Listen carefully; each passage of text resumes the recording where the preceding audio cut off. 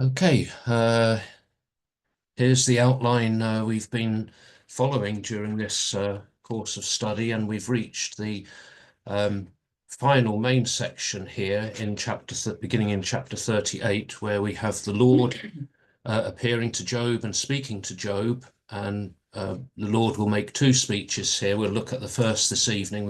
We'll see how God speaks to Job and then Job's brief response to that. And then next week we'll look at the second speech and Job's response to that on that occasion. So this is the passage we'll be looking at this evening from Job chapter 38 verse 1 through to chapter 40 and verse 5. I'm going to begin here in chapter 38 and we'll read verses 1 to 3. It says, "Then the Lord replied to Job out of the tempest and said, 'Who is this who darkens counsel, speaking without knowledge? Gird your loins like a man. I will ask and you will inform me.'" So up to this point, God has been silent. We've had the speeches of Job and his three friends, and then we had the speeches of Elihu, which ended in chapter 37, and now suddenly God makes this appearance here in chapter 38. And we reach here the climax, or the high point of the book, as the Lord, and the name of the Lord here is Yahweh. It's the covenant name of God. The Lord speaks to Job out of the tempest, or out of the whirlwind, or out of the storm, as some of the other versions translate it. The name Yahweh is not used in chapters 3 to 37. In those chapters, God was called Shaddai, or the Almighty. In the opening chapters, in chapters 1 and 2, he was called the Lord, or Yahweh there, but that name was dropped for that long section of those other speeches, and now the Lord, the name Yahweh is used here in chapter 38. The Lord speaks here out of the tempest, or out of the whirlwind, and the fact that the revelation of the Lord in the tempest may suggest the distance that exists between God and man. God is often depicted in speaking in these sorts of wind and flame and that sort of phenomenon, perhaps to suggest his power and his greatness. The prophet Nahum in chapter 1 and verse 3 uses that image as well, where he says, "The Lord is slow to anger and of great might, and the Lord will by no means clear the guilty. His way is in whirlwind and storm, and the clouds are the dust of his feet." So Nahum using that figure there as well, that the way of the Lord is in the whirlwind and the storm. And this is how God makes this sudden and dramatic appearance here in the book of Job, that he speaks out of the tempest, out of the whirlwind. So it shows then that man cannot approach God directly as an equal. We can't speak to God on equal terms. And this will be the Lord's answer, or his response to all that has been said by Job and his friends. A word from God is what Job has been asking for all along, and what Job has been waiting for, and he feared that God had abandoned him, although what he is about to hear will not be perhaps what he was expecting, and perhaps it will be a little disappointing. The fact that God does now speak, though, must have been reassuring for Job, that showing that God has not abandoned him, that God has been there all the time for him. So the Lord begins by asking in verse 2, "Who is this who darkens counsel, speaking without knowledge?" And this would apply to Job and his friends, none of whom have really understood Job's situation or what Job has been going through. Job's three friends had been unable to persuade him that he was in the wrong and that he needed to repent. Elihu had only been partially helpful in his explanation of the purpose of Job's suffering, and whilst Job was correct in maintaining his innocence, his insistence that God should either bring charges against him or vindicate him had been inappropriate. Job had been in the dark because he lacked counsel and knowledge, which God is now going to provide for him. By asking Job a series of rhetorical questions about his creation, God is going to show his great wisdom and his great power. And he's going to show just how limited and insignificant man is in his understanding of God's ways.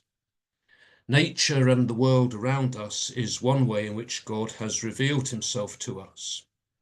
Here in this speech and the one that follows, God is not trying to humiliate Job, but rather to help Job to learn more about the character of God so that Job can trust God, even though he may not understand his suffering. And eventually God will succeed in doing this, as we will see when we get to chapter 42.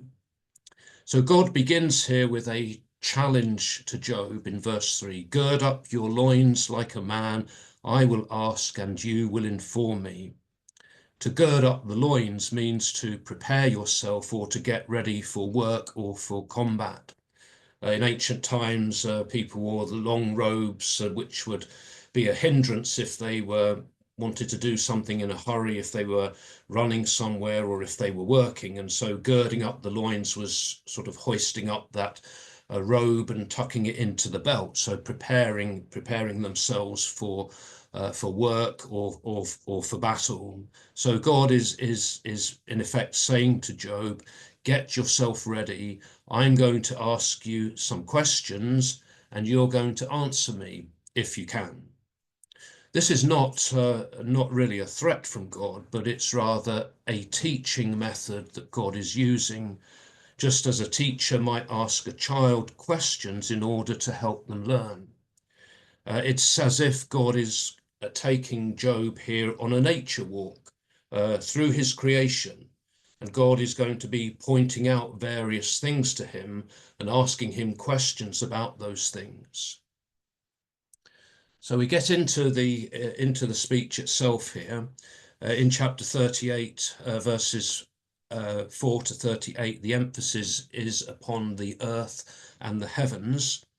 And in verses 4 to 7, God asks Job about the foundations of the earth. He says, where were you when I laid the earth's foundations? Speak if you have understanding.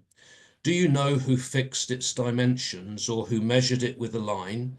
Onto what were its bases sunk? Who set its cornerstone when the morning stars sang together and all the divine beings shouted for joy? So God begins here by asking Job, where were you when I laid the earth's foundations? No human was present to witness the beginning of God's creation. And this is why our understanding of the origins of the universe, whatever we may believe about that, is always will be based upon faith. The writer to the Hebrews in Hebrews chapter 11 and verse 3 says that by faith we understand that the world was created by the word of God, so that what is seen was made out of things which do not appear. Here in these verses, God is pictured as a builder, an architect or a designer. In verses 4 to 6 here, he's laying the foundations, he's fixing the dimensions, he's measuring the earth with a measuring line, he's setting its cornerstone in place. Although man was not present to witness the creation of the earth, God was not alone when he did this. And verse 7 there mentions the morning stars singing together and all the divine beings or the sons of God shouting for joy when God created the earth.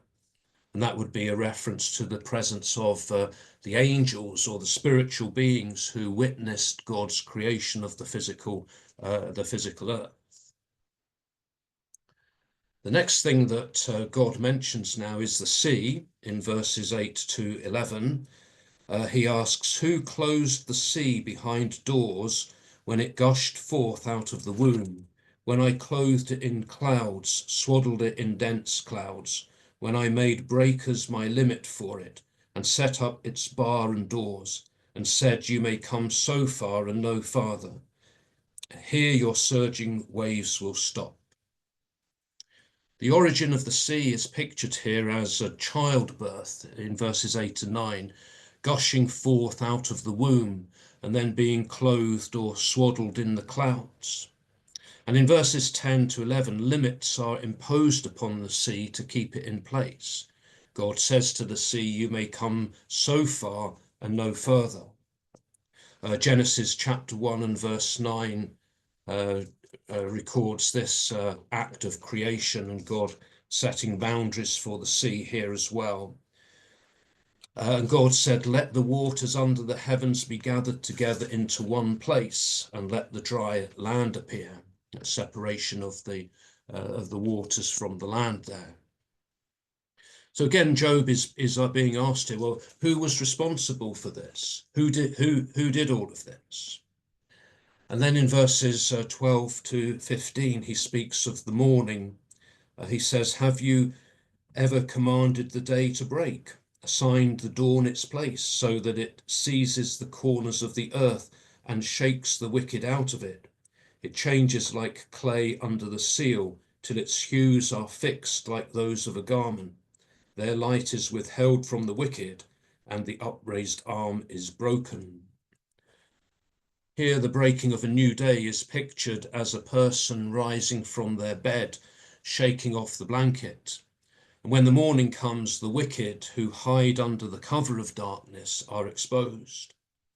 The changing appearance of the day is described in verse 14 as the change of the clay that takes place when a seal is impressed into it. And again, the question is asked of Job, have you ever had any involvement in this? Have you ever done any of this? And then we move on to the subterranean world in verses 16 to 18. God asks, have you penetrated to the sources of the sea, or walked in the recesses of the deep? Have the gates of death been disclosed to you? Have you seen the gates of deep darkness?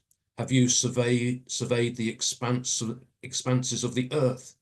If you know of these, tell me. Has Job ever ventured into the subterranean world, to the sources of the sea, into the recesses of the deep, and to the gates of death? The deep oceans of our world are one area of our planet that have not really ever been fully explored, and there's much that scientists don't know about what lies beneath the oceans.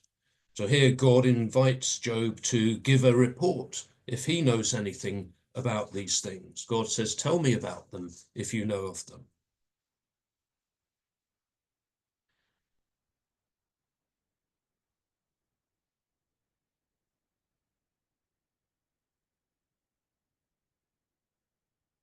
Then verses 19 to 21,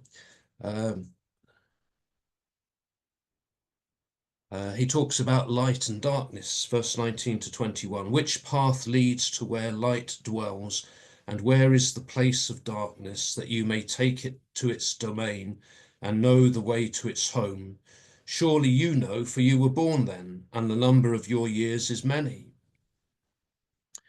In Genesis chapter 1, darkness covered the earth, and God then created the light to separate light from the darkness. This is in the opening verses of Genesis chapter 1, verses 2 to 4. The earth was without form and void, and darkness was upon the face of the deep, and the Spirit of God was moving over the face of the waters. And God said, let there be light, and there was light. And God saw that the light was good, and God separated the light from the darkness. Here in Job chapter 38, light and darkness are each pictured as having a dwelling place, having a separate realm of their own. As he asks, which path leads to where light dwells, and where is the place of darkness? And Job is asked if he knows where light and darkness live. Can he find their homes? And sarcastically, God asks, well, you must know because you've been around for a long time. Surely you know, for you were born then, and the number of your years is many. So if Job had been born in the beginning, then surely he would know these things.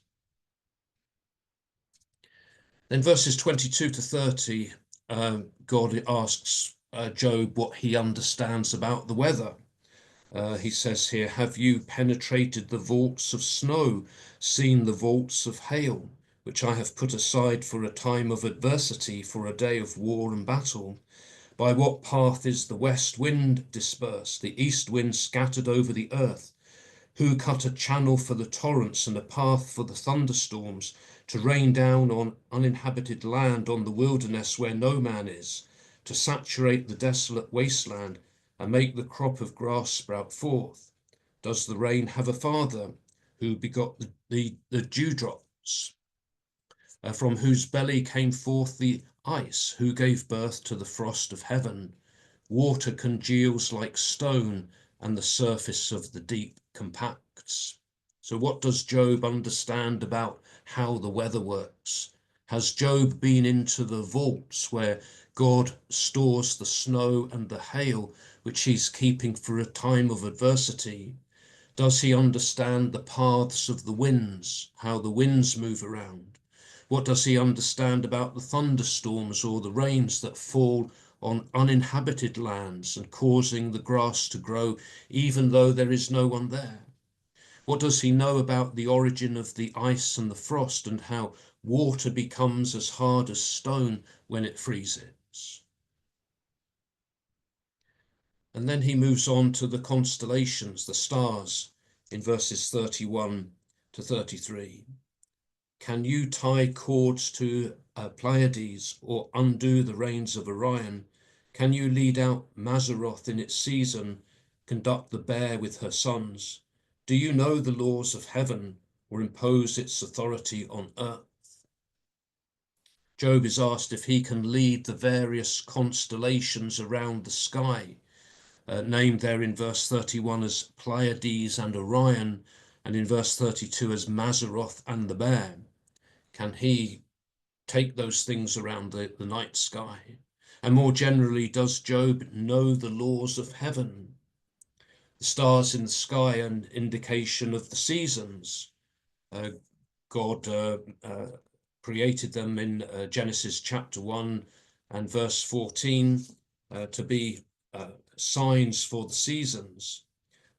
Genesis 1:14 says, and God said, let there be lights in the firmament of the heavens to separate the day from the night, and let them be for signs and for seasons and for days and years. So what does Job know about that?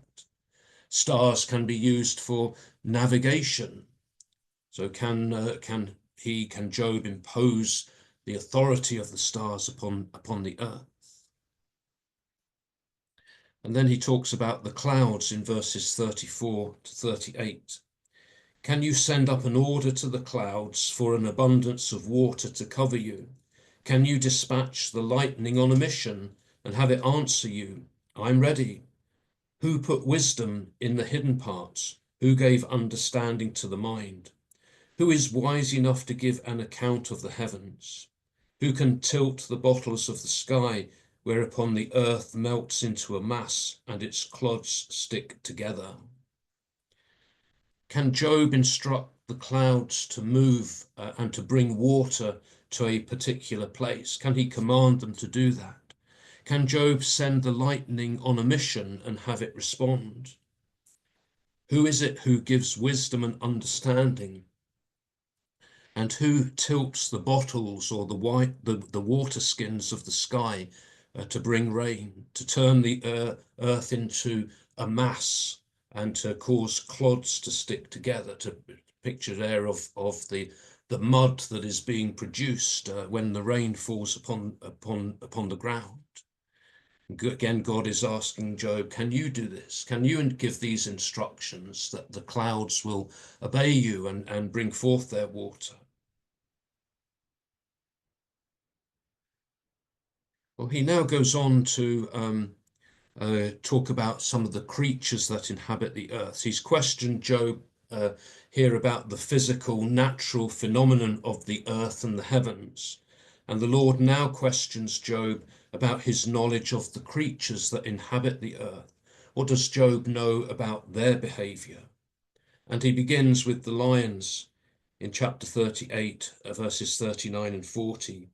Can you hunt prey for the lion and satisfy the appetite of the king of beasts? They crouch in their dens, lie in ambush in their lairs.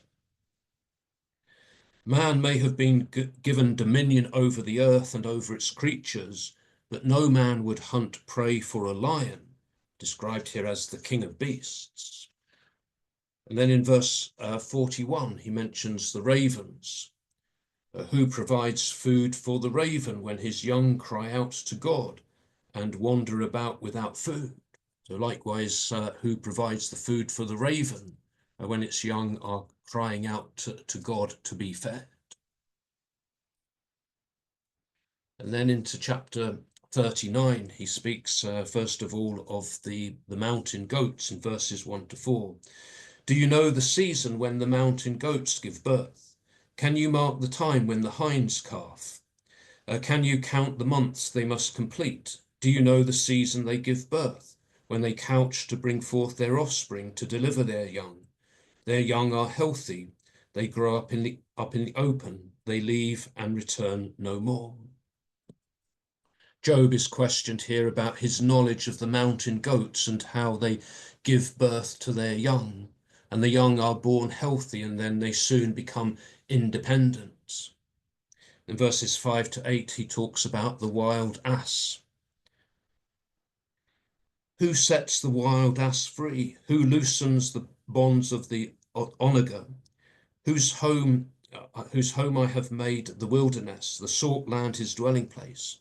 He scoffs at the tumult of the city, does not hear the shouts of the driver. He roams the hills for his pasture. He searches for any green thing. The characteristic of the wild ass here is its God-given freedom. That God has given it a home in the wilderness or the salt land where it is free to roam, looking for its food, looking for any green thing. And this is set in contrast with the domesticated ass, which works in the city, in the tumult of the city, and it must obey the shouts of its driver, its human, the human who is driving it. In verses 9 to 12, we have the wild ox. Would the wild ox agree to serve you? Would he spend the night at your crib? Can you hold the wild ox by ropes to the furrow? Would he plough up the valleys behind you? Would you rely on his great strength and leave your toil to him? Would you trust him to bring in the seed and gather it from your threshing floor? The wild ox is known for its strength, and it will not serve man as its domesticated counterpart would. Its strength cannot be harnessed for it to do agricultural work. The horn of the wild ox is often used in scripture as a picture of strength. We can see this in Numbers chapter 23, verse 22. The words of Balaam here. He says, God brings them out of Egypt, referring to the Israelites here. God brings them out of Egypt. They have, as it were, the horns of the wild ox, speaking of their strength there. And then in chapter 24, verse 8 of Numbers, again, speaking of Israel, God brings him out of Egypt. He has, as it were, the horns of the wild ox. He shall eat up the nations, his adversaries. He shall break their bones in pieces and pierce them through with his arrows. So the horn of the wild ox used there as that symbol of strength. Then in Deuteronomy chapter 33 and verse 17, Moses' blessing upon the people here. He's referring to the tribes of Joseph here. His firstling bull has majesty, and his horns are the horns of a wild ox. With them he shall push the peoples, all of them to the ends of the earth. Such are the 10,000s of Ephraim, and such are the thousands of Manasseh. So again, the horns of the wild ox, they're used as that symbol of strength of those tribes. And then in Psalm 22 and verse 21,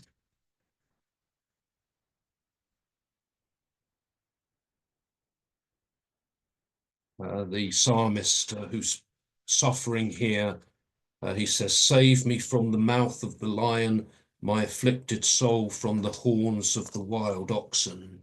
So he's praying for salvation from the horns of the wild oxen.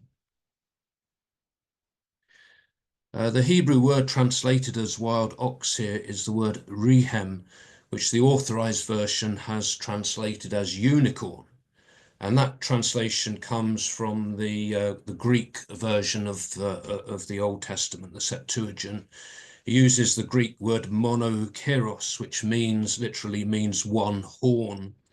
And of course, it's not suggesting that unicorns actually exist. So it's a poor translation really there as unicorn.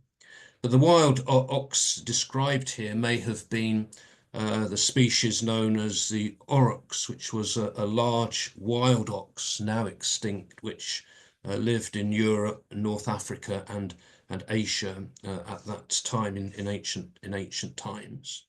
But it's the wild ox here is this symbol of strength and power.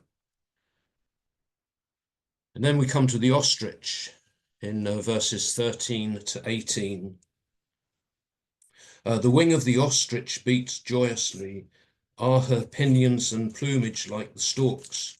She leaves her eggs on the ground, letting them warm in the dirt, forgetting they may be crushed underfoot or trampled by a wild beast. Her young are cruelly abandoned as if they were not hers. Her labor is in vain for lack of concern, for God deprived her of wisdom, gave her no share of understanding, else she would soar on high, scoffing at the horse and its rider.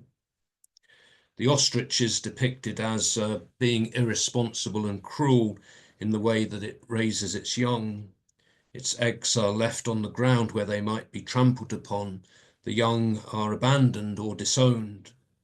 And it is God who has deprived her of wisdom and understanding, we're told. A reference to its speed is made in verse 18 as it scoffs at the horse and its rider, that it's able to outrun the horse. Perhaps the point here is to show that God makes all sorts of creatures, even those which may seem to be foolish or seem to be lacking in wisdom. They're all God's creatures. And then we have a description of the war horse in verses 19 to 25. And so far, the creatures that have been described have all been wild, undomesticated animals. And now we have a vivid description of a horse which is trained for war. Verse 19 to 25. Do you give the horse his strength? Do you clothe his neck with a mane? Do you make him quiver like locusts, his majestic snorting spreading terror? He paws with force, he runs with vigor, charging into battle. He scoffs at fear, he cannot be frightened. He does not recoil from the sword. A quiver full of arrows whizzes by him, and the flashing spear and the javelin. Trembling with excitement, he swallows the land. He does not turn aside at the blast of the trumpet. As the trumpet sounds, he says, "Aha!" From afar, he smells the battle, the roaring and shouting of the officers. The vivid description here of the horse going into battle, its strength, its speed, its courage are all emphasized here. It's fiercely charging into battle and not perturbed by the swords or the arrows or the spears or the javelins which are being thrown at it or fired at it. And the horse responds when it hears the trumpet sound and it smells the battle. So although it's controlled by its rider, the horse has this latent power which is ready to break out when necessary. And the question is asked of Job, did you give the horse its strength?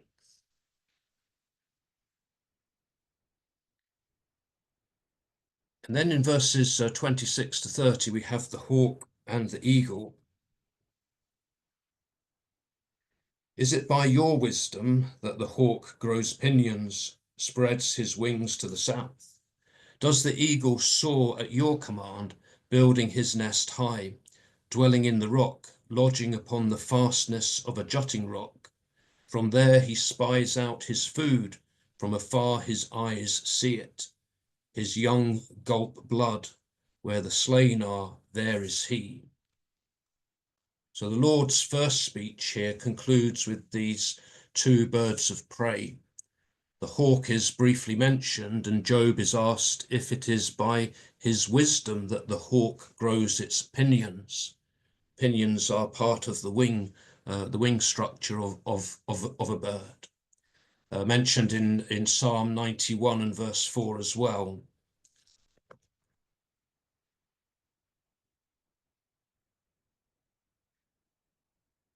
Which is a picture of the protection that God gives his people. He will cover you with his pinions, and under his wings you will find refuge. A picture there of God's care and protection under his wings.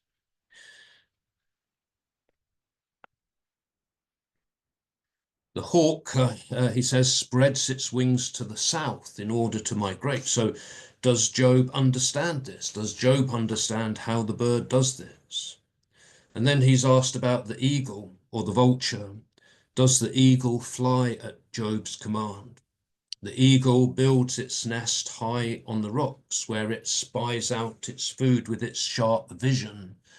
And eagles are renowned for that sharp vision that they have in being able to spot their prey. And then it feeds its young. That vivid description there of the young gulping blood, and where the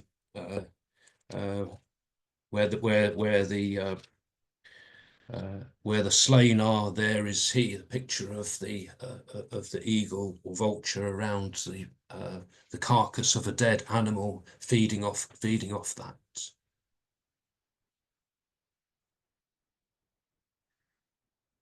In chapter 40, verses 1 and 2, we have the Lord's conclusion. The Lord said in reply to Job, "Shall one who should be disciplined complain against Shaddai? He who arraigns God must respond." So the Lord concludes his first speech here by repeating his challenge to Job, which we had at the beginning in chapter 38 and verse 3. "Gird up your loins like a man, I will ask and you will inform me." And here in verse 2, chapter 40, "Shall one who should be disciplined complain against Shaddai? He who arraigns God must respond." If you're going to argue with God, then you must be prepared to give an answer. So the Lord is inviting Job here to speak now and to present his case. This is what God has had to say. Now, Job, let's hear from you. What have you got to say in response to this? And then we have Job's response now in verses 3 to 5, chapter 40. Job said in reply to the Lord, "See, I am of small worth. What can I answer you? I clap my hand to my mouth. I have spoken once and will not reply, twice and will do so no more." Job considers himself to be of small worth. He sees himself as being insignificant. And so what answer can he give to God? He claps his hand to his mouth as a sign of his silence, or as an indication that perhaps that he wants God to carry on speaking, that he's not going to speak. He's waiting for God to say some more. That phrase of clapping the hand to the mouth was found back in chapter 21 and verse 5 as well.